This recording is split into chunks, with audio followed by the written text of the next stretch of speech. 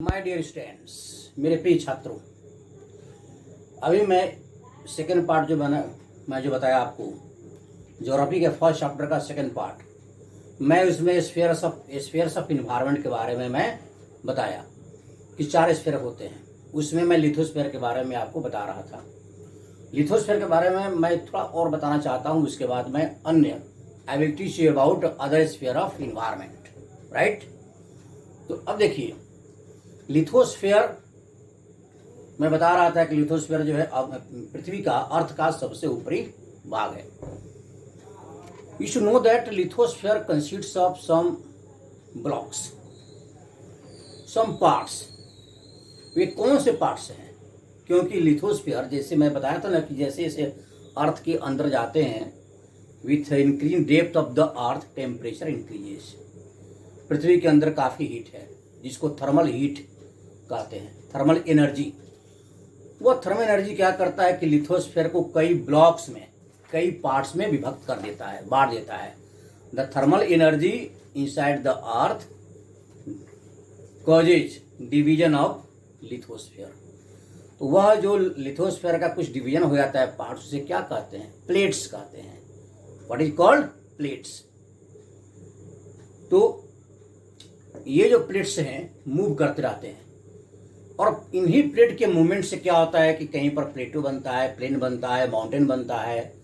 अर्थ पर जो भी लैंड फॉर्म्स बनते हैं, mostly due to movement of lithosphere. कभी लिथोस्फीयर के ये जो प्लेट्स होते हैं, कभी एक दूसरे के तरफ आते हैं, towards they come, sometimes they come towards each other. कभी कभी लिथोस्फीयर के ये पार्ट्स क्या आते हैं, the plates move away from each other, कभी दूर भागते हैं, कभी नजदीक आते हैं, जिनसे पृथ्वी में भू संचरण होता है, अर्थ मूवमेंट होता है, कहीं भ्रंश पड़ता है, फॉल्ट्स बनते हैं, फोल्ड्स बनते हैं, माउंटेन्स बन जाते हैं, एक प्लेटो ही बन जाता है। तो ये मूवमेंट ऑफ प्लेट क्या कहलाते हैं? Plate tectonics. The movement of the crustal plate, इन्हें क्रस्टल प्लेट कहते हैं लिथोस्फीयर को, इसे कहते हैं टेक्टोनिक प्लेट्स। अब देखिए, प्लेट्स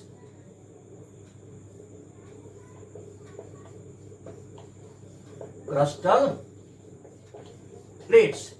द क्रस्टल प्लेट्स जो है, crustal plates are called tectonic plates.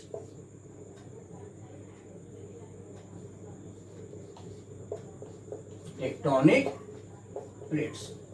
बच्चे, यह क्लास 7 का नहीं है, लेकिन फिर भी आपको जानना चाहिए। This is the part of upper classes. Tectonic plates. ये टेक्टोनिक प्लेट्स कौन कौन है? पहला, tectonic plates include oceanic plate as well as continental plates. तो जैसे Pacific plate, Pacific plate, right. Second, Indo Australian plate. Third, Eurasian plate. Fourth,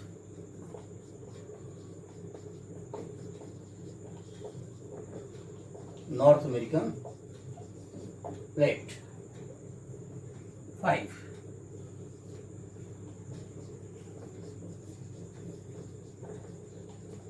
south American plate. 6th, African plate, African plate. And 7th, Antarctica plate.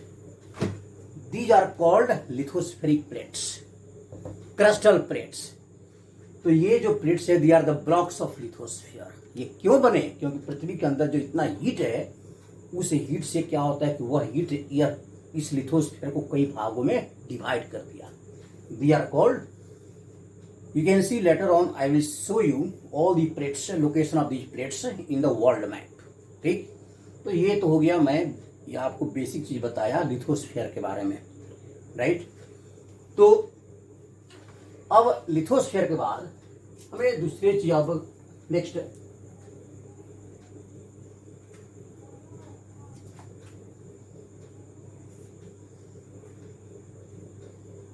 Now, the second sphere of environment that is very important.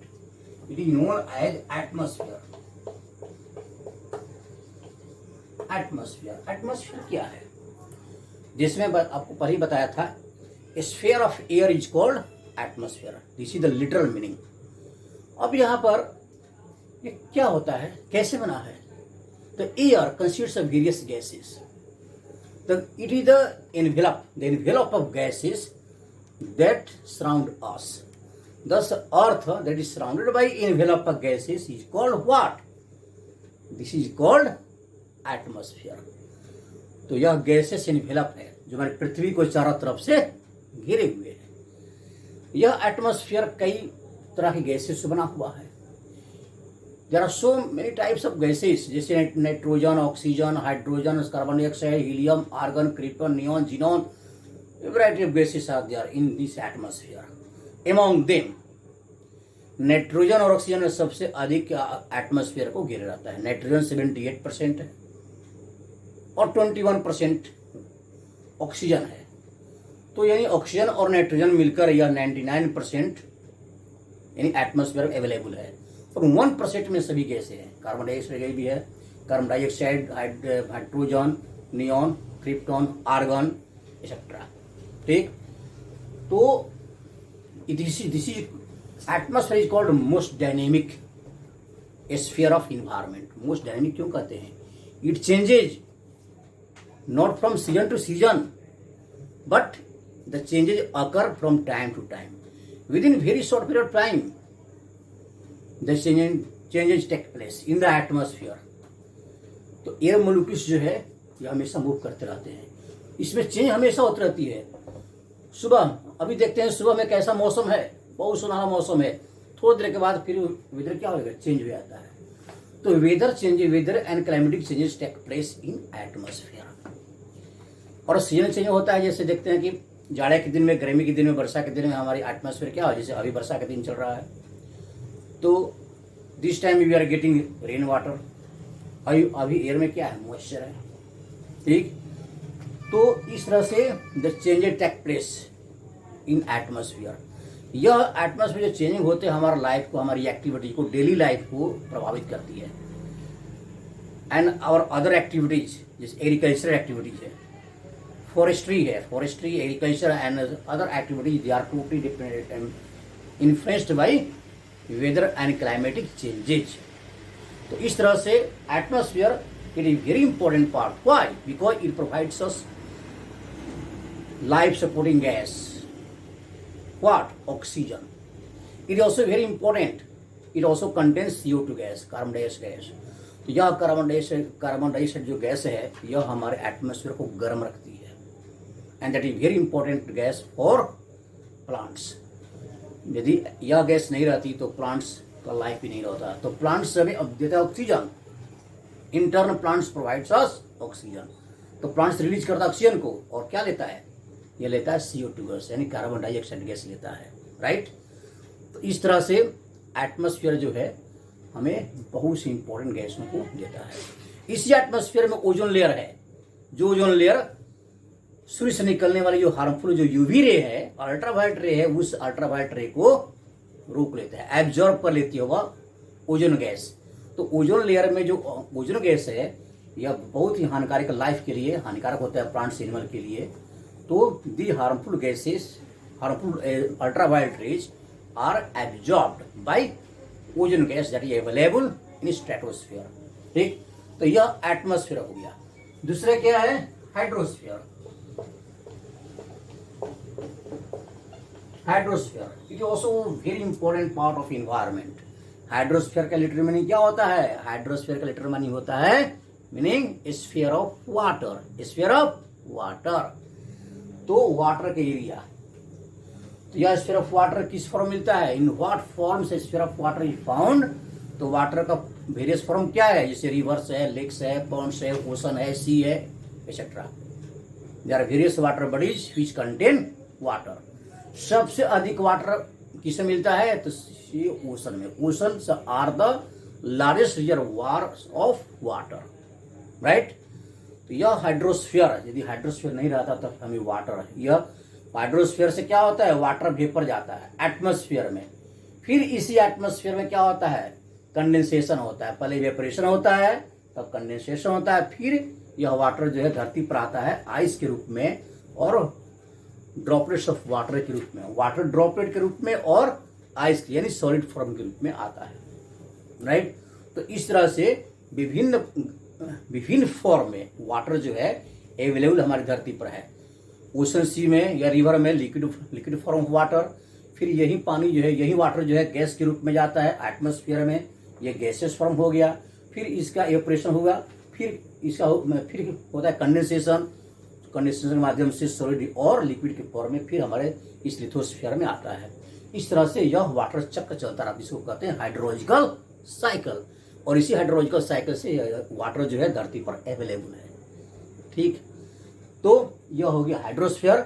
बच्चे आपको ये भी जानना चाहिए कि due to availability of water on the earth, our earth is known as what, this planet is known as a water planet और blue planet also. क्योंकि यदि स्पेस हम देखते हैं, हमारी अर्थ को दिखाया जाता है, एस्ट्रोनॉट्स देखते हैं तो हमारी अर्थ कैसी दिखाई देती है, ब्लू दिखाई देती है।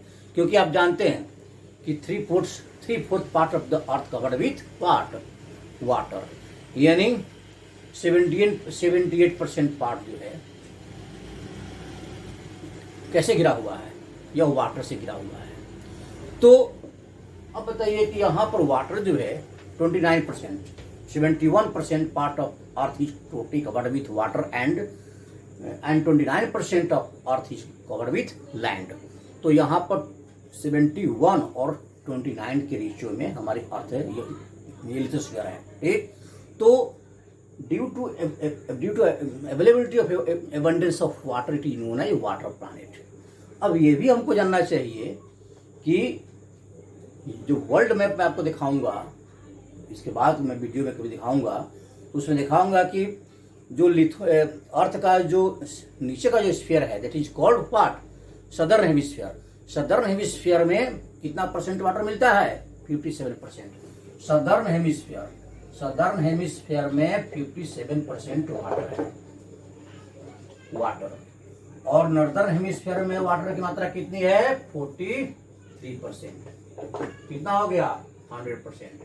यानी मतलब कि इक्वेटर के नीचे वाले भाग जो हमारी अर्थ का है उसमें अधिक वाटर, जैसे Pacific ocean, Atlantic ocean, Indian ocean का लार्ज जो पार्ट है वह यानी 57% में है। अटलांटिक ओशन का कुछ भाग और आर्कटिक ओशन, ये दोनों ओशन मिलकर यानी 43% है। तो 57% वाटर जो है यानी सदर्न हेमिस्फीयर में और 43% वाटर नॉर्दर्न हेमिस्फीयर में मिलता है। तो इस तरह से बच्चे यह आज मैं आपको कुछ लिथोस्फीयर के बारे में बताया, एटमॉस्फेयर और हाइड्रोस्फीयर, ठीक है। If you like my video you must share and subscribe my channel, ठीक है बच्चे। Thank you very much.